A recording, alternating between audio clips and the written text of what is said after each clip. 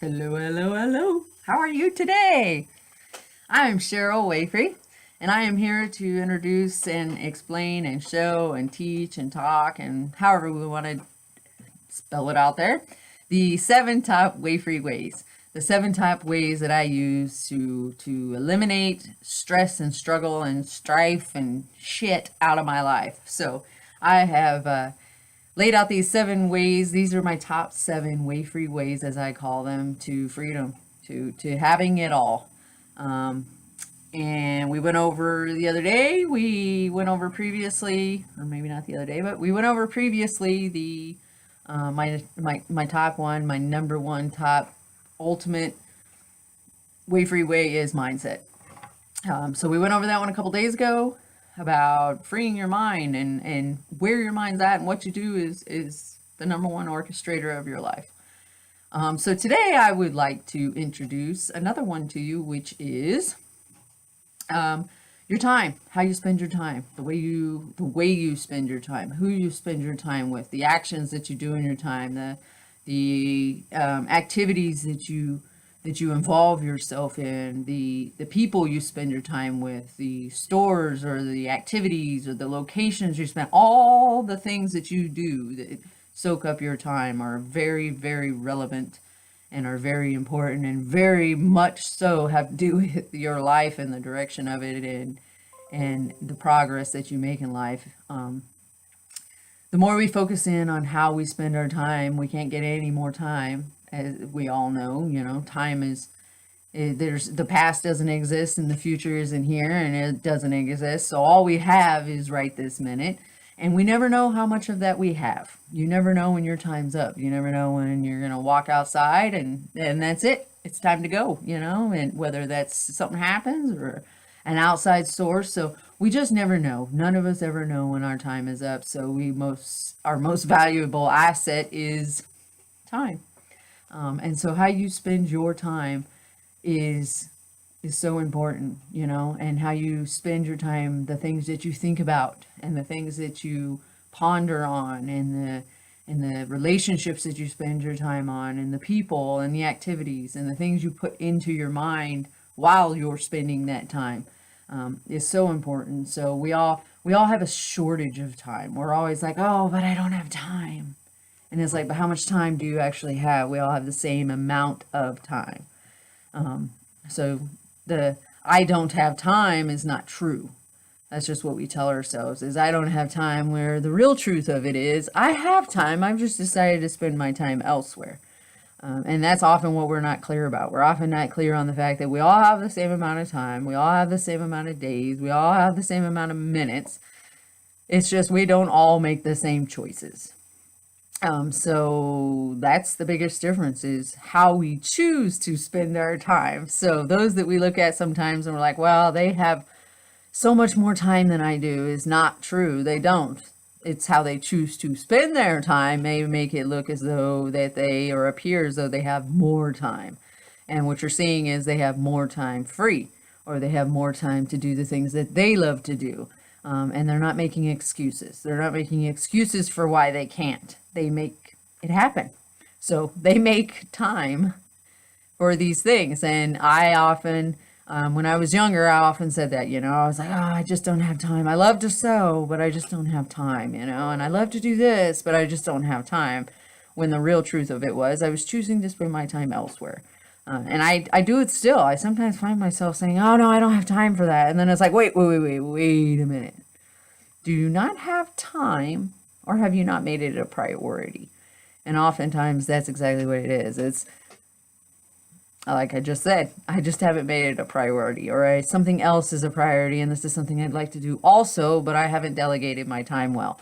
So time is very important, and how you choose to spend it, it equates to the quality of your life. And if you're constantly choosing to spend all of your time on everybody else and everybody else's problems or everybody else's needs and yours are always last, then you're always going to feel like you don't have time for the things that you want to do.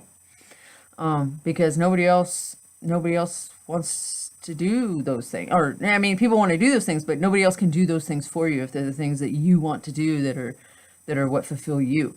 So if you're spending it everywhere else and not on you, it's your time. So The time you spend with your family and friends and thoughts and activities, all these things matter. And you have to decide and be very specific about how you spend your time, because it is the one thing that you cannot get back. And if you end up 5 years from now or 2 weeks from now or 2 days from now croaking over and you haven't done the things that you want to, well, you're going to be the only one to blame, and you're going to be the only one that's going to miss it, not anybody else. So rather than having and feeling like there's blame, just focus your time. Decide, be specific, find specificity in the actions and the behaviors that you want to do in the first place, and that helps you delegate your time far better. I don't think often that people are necessarily confused, or I don't think they're necessarily, I think it's a lack of focus on what it is that you really want to be doing and what it is you really feel like you should be doing versus what you feel like you have to be doing. And there's a big difference. I think so many of us get sucked into that way of thinking, like, I have to do this. I just have to do this. And it's like, do you really? Do you have to do it? Or are you choosing to do it? Because I don't really think we have to do a lot of anything. I mean, like, really anything. We don't even have to brush our teeth and bathe our bodies and things like that. We just choose to, because we know it's the better way to do. We know it's better to brush your teeth if you want to keep them in your head for the remainder of your life. We know it's best to wash our bodies at some point because it's healthy for, sanitation and hygiene and things like that. So you don't have to. Most of us choose to. So it's the same thing with everything in your life. You can choose not to take a shower, and it'll save you 5 minutes or however long you shower for. That in itself could be a time thing. You go to take a shower, you can spend 2 minutes in the shower, or you can spend 20. So if you're always the person, or if you're always feeling like, I'd love to, but I just don't have time. I mean, if you can really say those two things, I'd love to, but I just don't have time, then maybe you need to come over to this other side on see how much of what you're doing isn't necessarily I would love to. It's just I'm just doing it, and eliminate some of the I'm just doing it so that you can acquire and achieve and implement some of the I would love to. So then it's not well, I'd love to, but I don't have time. It's I've eliminated some of the crap I don't want to do so that I can have time to do some of the things that I actually want to. And sometimes we're telling ourselves, I'd love to, I just don't have time. And that's not true. We really wouldn't love to. And we make the excuse, I don't have time, to get us out of it, instead of just owning, no, I don't want to. And I did that a lot.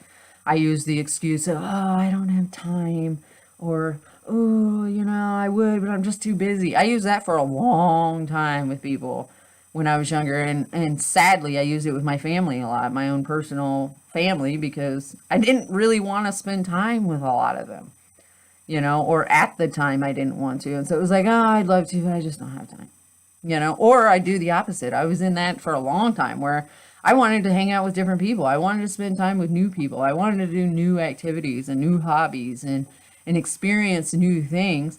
But because I was so connected to my family and I had so many layers of feeling like I had to, I'd make excuses on things I really wanted to do because I felt like I had to do this with my parents, or I had to do this with this, or I had to go to this event where it was like, I really don't want to. I want to go over here. So don't make excuses. And if you're making excuses, look at it as like you either don't want to or you really don't have time. And if you don't have time to do the things you love, you're doing way too much of what you don't. So, and that's often the case with so many of us. We're doing so much we feel like we have to do and not getting time in to do the things that we really want to do. So that would be my second or third or fourth. There's no real, these are all very important, and without them, you're not going to find the balance you're looking for. So there's not really a specific order other than the mindset. That's the first one, because if you can't change your mindset, then you're kind of fucked. Because nobody's going to change their mind without changing their mind. So if you can't embrace changing your mindset, then you're just going to stay in what you're in, I guess. So yeah, this is one of the 7 top Wayfree ways that I've been sharing with you, and this one is on time. So I am here at 10 minutes on this video. I'm going to keep it kind of shorter anyway than the longer one, and I'll go more in depth on this. And if you want to know more about time and how to delegate yours, you're welcome to look me up and find me. But otherwise, I hope you can implement this and really start freeing up some time in your life to do and accomplish and be all the things that you really want to do and accomplish and be in your life. So I hope that this Wayfree way is something that you can implement into your life and start to create more freedom and time for yourself. So until next time, you have a fabulous day. I am Cheryl Wayfree, and I will see you later.